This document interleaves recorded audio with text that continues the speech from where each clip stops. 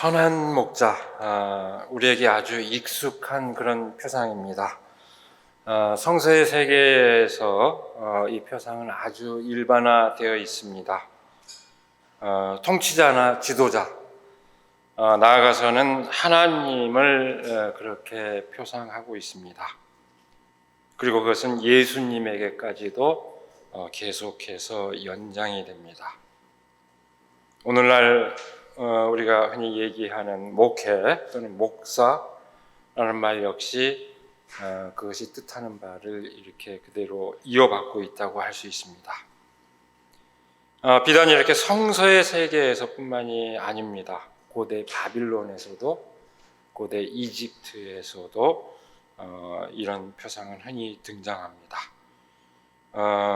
전통시대 우리 사회에서도 통용되었던 목민관이라든지 지역 역시 목민 가운데 한 자로서 목사라는 직책, 그 한자가 다르긴 합니다만 그 직책 또한 되게 그런 의미를 담고 있는 것으로 보입니다. 오늘 우리가 마주한 이 에스겔서의 본문 말씀은 그 목자상을 아주 구체적으로 그리고 있습니다.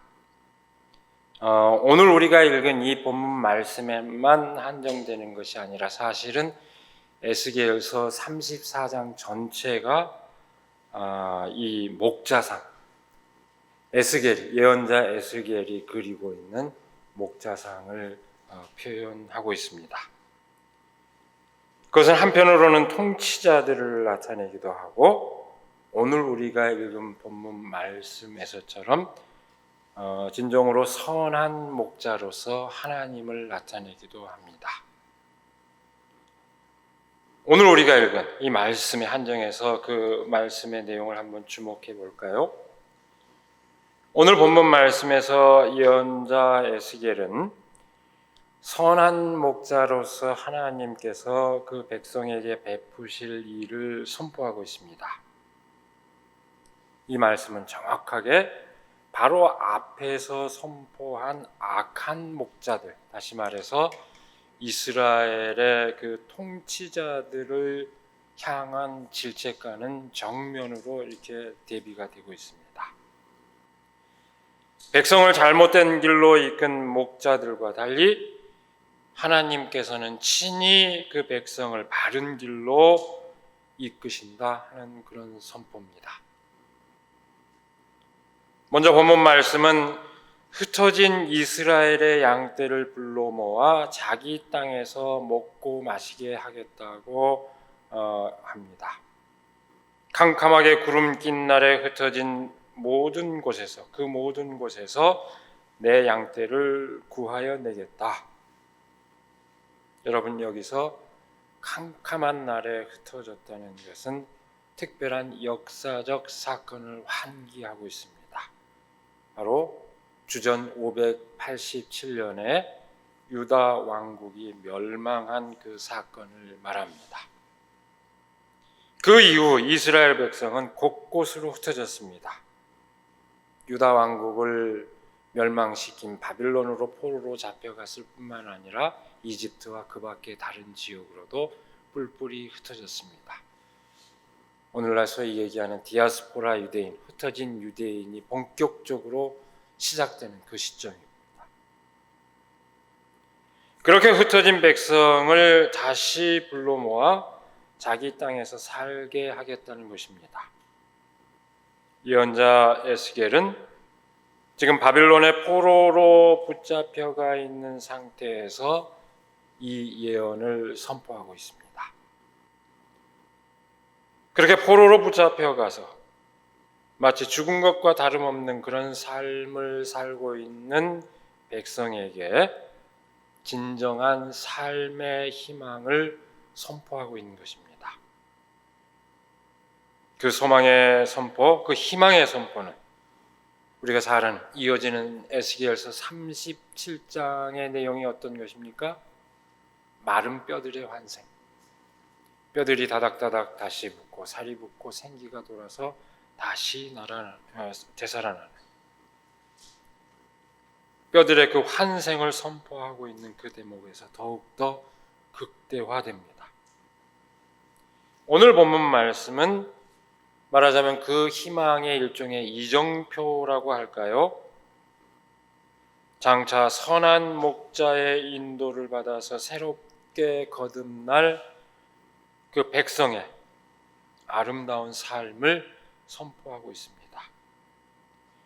아름다운 목장에서 뛰놀고 쉬며 좋은 풀을 뜯어먹으며 살게 하겠다는 얘기입니다. 흔히 우리가 얘기하는 목가적이다. 그야말로 목가적인 그런 아름다운 풍경입니다. 그 아름다운 삶을 이루는 데는 섬세한 배려와 돌봄이 필요합니다. 서로 어울려 사는 그 아름다운 삶을 보장하는 정의의 요구에 부합해야 합니다. 하나님께서는 아름다운 목장으로 양떼들을 데려와 살게 할 뿐만 아니라 친히 손길을 펼치시어 그 어떤 양떼도 저마다 삶을 누리지 못하는 그런 사태가 없도록 하실 것이라고 예언자는 선포하고 있습니다. 헤매는 것은 찾아오고 길 잃은 것은 도로 데려오며 다리가 부러지고 상한 것은 싸매어주며 약한 것은 튼튼하게 만들겠다. 그러나 살진 것들과 힘센 것들은 내가 멸하겠다. 내가 이렇게 그것을 공평하게 먹이겠다. 오늘 말씀, 우리가 읽은 그 말씀 대목에서 마지막 구절입니다. 바로 이 말씀은 본문 말씀에 앞서 선포한 악한 목자들에 대한 질책과 전적으로 대비되고 있습니다. 너희는 약한 양들을 튼튼하게 키워주지 않았으며 병든 것을 고쳐주지 않았으며 다리가 부러지고 상한 것을 싸매어 주지 않았으며 흩어진 것을 모으지 않았으며 잃어버린 것을 찾지 않았다. 오히려 너희는 양떼를 강압과 폭력으로 다스렸다. 이것이 34장 4절에 나온 악한 목자들에 대한 질책입니다. 그런데 흥미롭게도 오늘 말씀의 이 마지막 16절 9절은 그 순서상으로 봐도 딱 뒤집어서 정반대로 선한 목자께서 인도하실 새로운 그 삶의 현실을 얘기하고 있습니다. 악한 목자들이 악한 까닭, 그 이유가 뭘까요? 그 이유는 아주 분명합니다.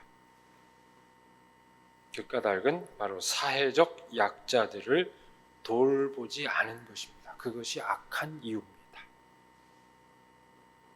반면에 선한 목자로서 하나님께서는 그 약자들을 돌보실 것이라 합니다.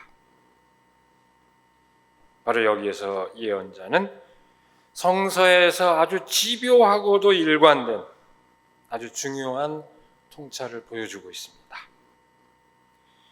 공동체의 존속 여부는 힘의 우열에 따라서 결정되지 않습니다. 그것에 의해서 결정되지 않고 정의의 실현 여부에 따라서 결정된다는 중요한 진실입니다. 이스라엘 민족, 유다 왕국이 멸망한 것은 국력, 다시 말해서 경제력이나 군사력이 모자란 탓이 아니요 정의가 부재한 탓이라고 진단한 것입니다. 사람들이 서로를 배려하고 돌보는 가운데 저마다 삶을 행복하게 누리고 그 가운데 서로 마음을 모을 수 있다면 그 공동체는 어떤 역경 가운데서도 살아남을 수 있습니다.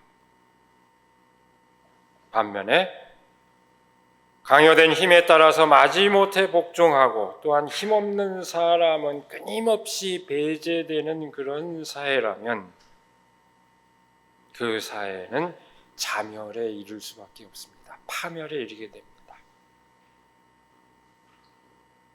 그 진실을 예언자는 성서에서 일관되게 강조하는 그 진실을 이 대목에서 다시 환기하고 있습니다. 그 섬세하고 세심한 목자의 배려, 다시 말해서 그 정의를 선포하는 마지막 말씀 가운데 이거 흥미롭다고 해야 될까요? 어쨌든 유의해야 할 한 대목이 있습니다. 우리가 이 마지막 말에서 약자를 이렇게 하나님께서는 돌보신다 하는 것은 금방 이해할 수 있습니다. 근데 16절 말씀은 이렇게 선포합니다.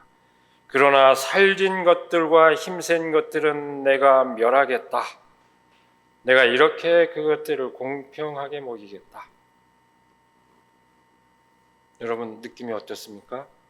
여기서 멸하겠다 하는 것은 히브리어 원문 표현 그대로 옮긴 것입니다. 그런데 그 말이 너무 심하다고 느꼈는지 최초의 번역본인 그리스어 번역본인 70인역에서는 멸하겠다는 말 대신에 지키겠다 이렇게 번역을 했습니다. 그러니까 악한 목자도 아니고 악한 목자를 멸하겠다 하는 건 이해할 수 있는데 그 목자의 돌봄을 받는 양들 가운데서 좀 살찐 놈이 있다고 해서 그걸 멸하겠다는 게 이게 좀 너무한 거 아니냐. 초기에 성서를 번역했던 그 입장에서는 그렇게 느꼈던 것 같습니다. 그래서 멸하겠다가 아니고 지키겠다. 그러니까 뜻이 어떻게 됩니까? 지켜보면서 힘을 남용하지 못하도록 하겠다. 죽이지는 않겠다. 그런 정도의 의미로 번역을 해놨습니다. 그래서 번역본에 따라서 지키겠다 이렇게 돼 있는 대목도 있습니다. 표현 자체로는 상당히 누그러졌지만 말씀의 본래 본 뜻에서 완전히 이탈한 것은 아닙니다. 멀어진 것은 아닙니다. 정의의 실현은 소위 위로부터의 그 통치 방식만을 바로 잡는 것에 그치지 않습니다. 거기에 그치지 않고 공동체 내의 불평등 자체를 해결해야 한다는 문제의식이 이렇게 표현이 된 것입니다. 바로 그 점에서 볼 것 같으면 멸하겠다라는 얘기나 지켜보면서 힘을 못 쓰게 남용하지 못하도록 하겠다 하는 것은 그렇게 큰 차이는 없습니다. 다시 말하면 부와 가난의 문제, 어떤 사람이 누리는 것과 어떤 사람이 누리지 못하는 것이 상호관계 안에서 벌어진 일, 빚어지는 그 현실이라는 것을 통찰한 것입니다. 이것 역시 성서에서 일관된 내용입니다. 상대적입니다. 부와 가난의 문제는 항상 상대적이고 우리말에도 그런 말이 있죠. 부자 하나가 나오기 위해서는 새 동네가 망한다. 부와 가난의 문제는 상대적이라는 걸 일관된 성서의 가르침이고 이후 교부들이나 모든 위대한 사상가들이 다 그걸 통찰했습니다. 그러니까 부자의 목 가운데는 항상 가난한 자의 몫이 포함되어 있다. 그것이 성서의 일관된 통찰입니다. 그리고 오늘날 기본소득 얘기하죠.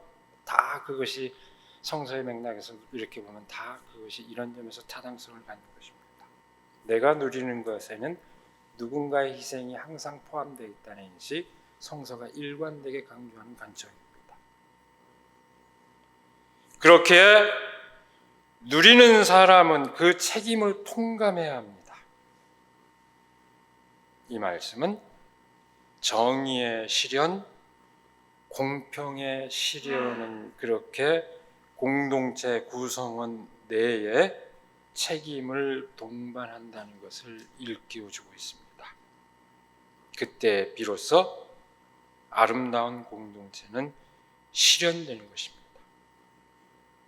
그것이 하나님께서 친히 선한 목자가 되어 양떼를 다스리는 그 현실입니다. 목자 하나 바뀐다고 해서 되는 게 아니고 공동체 내의 관계 자체가 완전히 뒤바뀌어야 된다고 하는 것을 함축하고 있습니다. 하나님께서 선한 목자가 되어 다스리는 세계에 대한 희망을 선포하는 이 본문 말씀이 오늘 현대적인 그 사회 공동체 구성 원리와 곧바로 일치되는 것은 아닐 수 있습니다. 어떤 점에서 그럴까요? 여전히 통치자와 백성을 목자와 양떼로 구별해서 비유하고 있다는 점에서 이른바 현대적인 의미에서 그 현대적인 의미에서의 주권 재민의 원칙, 그런 정신에 딱 부합하는 것은 아닙니다. 우리 역사에서도 민본 사상이 있지만 그건 역시 마찬가지입니다. 민을 근본으로 해야 한다는 그 정신이긴 하지만 전통시대의 그 민본 사상은 여전히 통치의 대상으로서 돌봄을 받아야 할 대상, 마치 갓난아이와 같이 돌봐야 한다 하는 그런 관념 속에서 이해됐습니다. 정치적인 주체로 인정이 된 것은 아닙니다. 선한 군주가 백성을 돌봐야 한다. 이것이 전통시대 민본 사상입니다. 맹자가 원래 얘기했을 때 어떤 의미를 함축한지 모르겠어요. 그러니까 군주보다도 사직보다도 제일 중요한 게 백성이다. 거기서 유리하지만 어쨌든 전통시대, 그래서 그것이 백성을 돌보지 않으면 군주라도 갈아치워야 된다.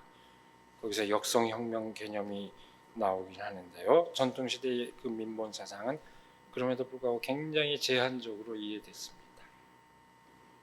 그렇기 때문에 현대적 관념하고 딱 부합하지는 않습니다.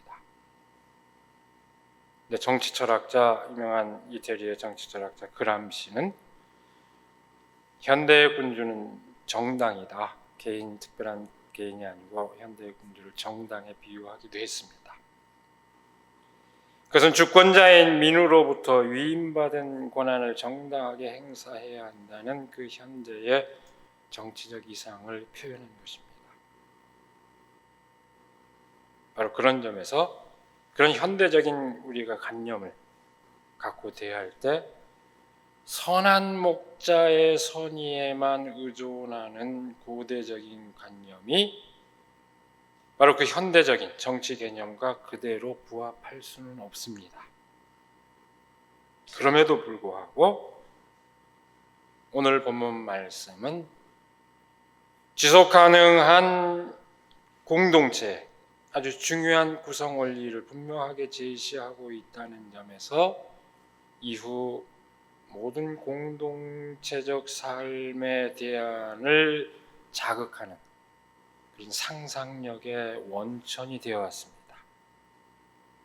근데 여러분, 놀랍게도 이 선한 목자상을 이어받고 몸소 그 삶을 사셨던 예수 그리스도에게서, 예수님에게서 우리는 현대적 정치 사상이 도달한 그 이상이 선취되었다는 것을 알 수 있습니다.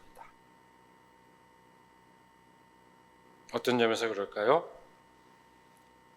예수님께서는 당대 세계에서 죄인으로 불리고 배제된 사람들을 하나님 나라의 주인공으로 선포했습니다.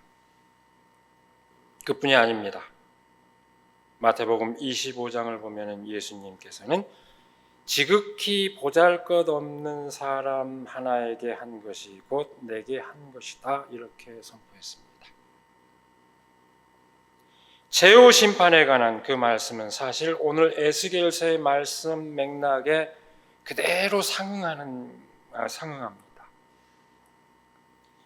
오늘 본문 말씀에 이어지는 17절은 이렇게 얘기합니다. 양과 양 사이에서 염소와 염소 사이에서 분명히 심판하겠다 이렇게 선언합니다. 예수님께서는 바로 그와 같이 심판할 때 모든 것이 분명해진다 이렇게 얘기하셨습니다. 지극히 보잘것없는 사람 하나에게 한 것이 곧 내게 한 것이다. 동시에 이렇게 선포하셨습니다. 지극히 보잘것없는 사람 하나에게 하지 않은 것이 곧 내게 하지 않은 것이다. 동시에 이렇게 선포했습니다. 오늘 본문 말씀에서 헤매고 길을 잃고 상하고 약한 양에 상응하는 보잘것없는 사람, 목마르고 배고프고 나그네 되고 병들고 감옥에 갇힌 사람에게 한 것이 곧 그리스도에게 한 것이다. 이 말씀은 바로 그 가운데 그리스도께서 현존하시고 하나님께서 현존하신다는 것을 말합니다. 민심은 천심이다. 우리 말에 역시 민심은 천심이라는 말의 진정한 뜻이 예수님의 그 말씀에 담겨 있습니다. 바로 진정한 의미에서의 민본 사상입니다. 오늘 우리가 읽은 이 에스겔서의 본문 말씀은 여전히 목자와 양떼를 구분하고 있고 양떼를 수동적인 존재로 그리고 있다는 점에서 그에 미치지 못한다는 것은 분명합니다. 예수님의 말씀과 그 가르침에 미치지 못한다는 것은 분명해 보입니다. 더욱이 그 관념이 오늘날 사회적으로 특히 교회적으로 얼마나 심각하게 오용되고 있습니까? 목자와 양떼라는 그 비유가 어떻습니까? 여러분 느낌은 큰 위로가 되는 면이 있긴 하지만은 아주 심각하게 오용되고 있습니다. 교회 현실에서 목자는 사람이고 양떼는 사람이 아니니 오늘 목사님에게서 저기 앉아 웃는 사람이 제일 경악을 했는데 사람도 아닌 것들을 데리고 목회하느라고 고생이 많습니다. 이렇게 그걸 덕담이라고 해서 경악을 농담이 아니라 그런 것이 통용이 되는 현실. 그러니까 목사란 말로도 단어 자체로 보면 목사란 말이 더 좋은 의미인 것 같은데 목사란 말로도 충분히 표현이 안 된다고 생각하는지 담임 목자 이렇게 부르는 교회까지 있잖아요. 목자라는 그 표상이 갖는 어떤 고대로부터 이어져 오는 어떤 그 권위라고 할까요? 이런 식으로 사용하는 이건 굉장히 악용이 되는 사례입니다. 이 목자가 그러니까 능동적인 목자와 수동적인 양떼를 구별하는 이 비유는 오늘날 긍정적인 의미보다도 굉장히 많은 해악을 끼치고 있다고 할 수 있습니다. 그런 의미에서 오늘 말씀을 곧이곧대로 아멘이라고 받아들이기 어려운 측면이 있습니다. 그럼에도 불구하고 재차 강조하지만 잘못된 길로 이끈 악한 목자에게 책임을 물을 뿐 아니라 양떼들, 곧 공동체의 구성원에게도 그 책임을 분명히 묻고 있다는 점에서 여전히 우리가 받아들일 수 있는 지속 가능한 그 공동체의 구성 원리를 오늘 본문 말씀은 우리에게 일깨워주고 있습니다. 더불어 오늘 우리의 입장, 오늘 우리 그리스도인들의 입장에서는 그저 오늘 특히 구약 성서의 말씀을 볼 때 그 말씀의 한정에서만 그 의미를 받아들이기보다는 그 정신이 이어져서 꽃을 피운 예수 그리스도의 말씀과 그 언행에 비추어서 예수 그리스도에게서 선취된 그 입장에 따라서 그 말씀의 의미를 우리는 받아들이는 것이 우리에게 적절하고 타당합니다.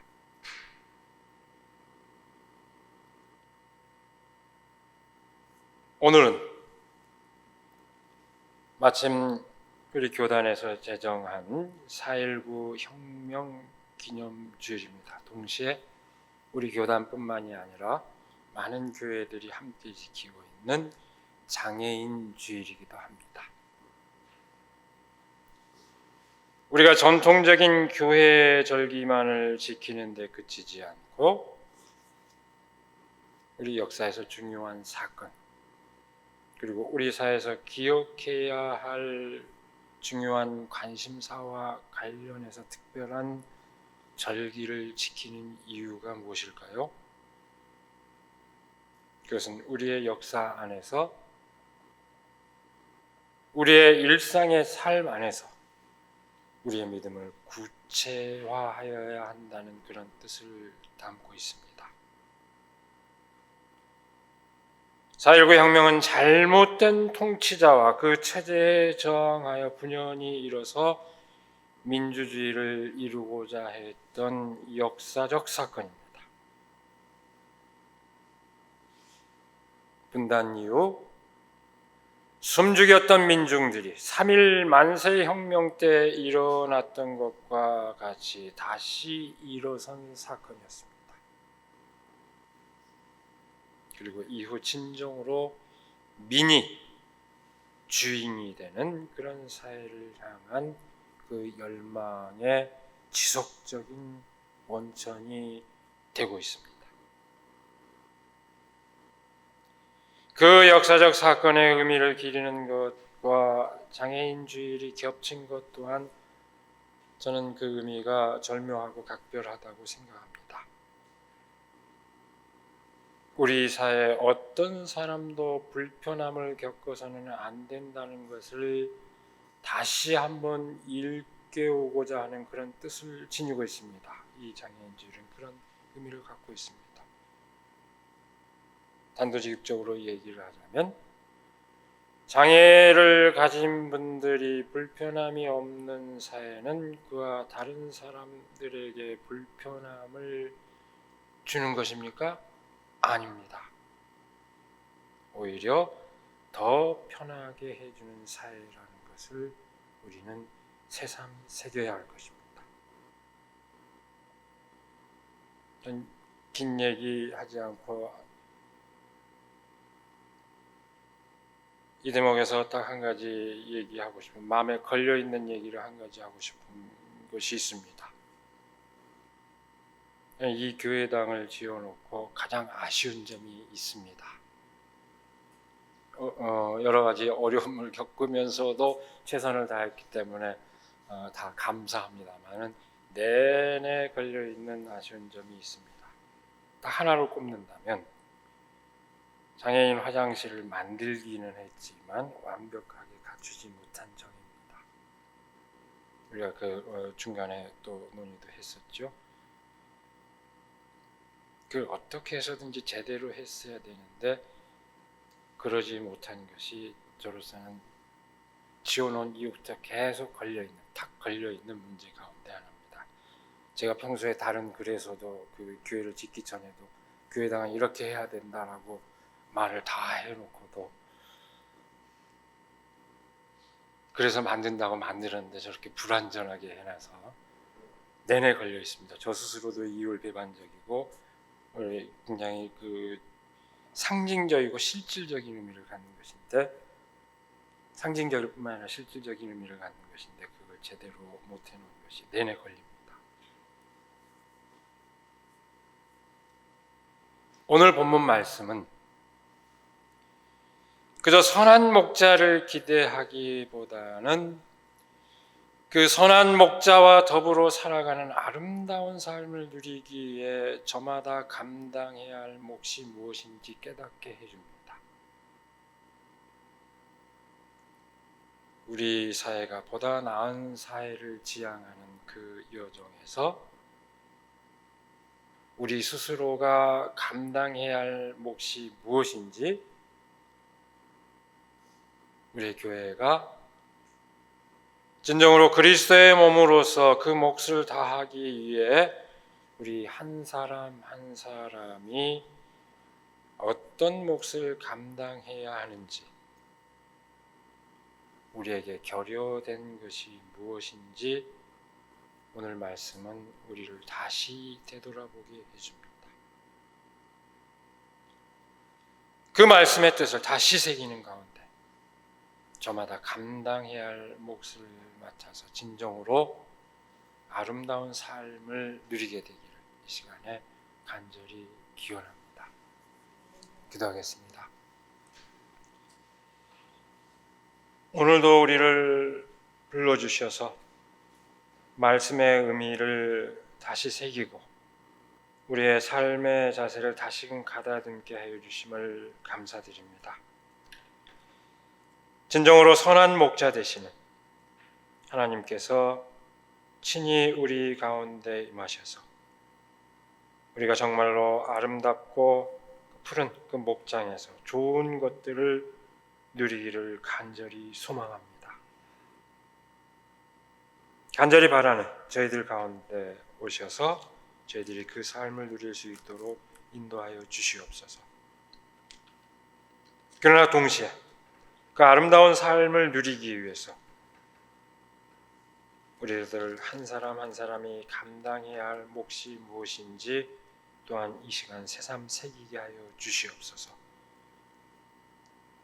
서로를 돌보고 서로를 아끼는 그 마음, 그것이 무엇보다도 소중하다고 하는 것을 깨닫게 하여 주시옵고 그 삶을 이룸으로써 진정한 삶의 기쁨을 누릴 수 있도록 그리고 그 삶의 기쁨으로 세상에 희망을 펼쳐갈 수 있도록 저희를 인도하여 주시옵소서.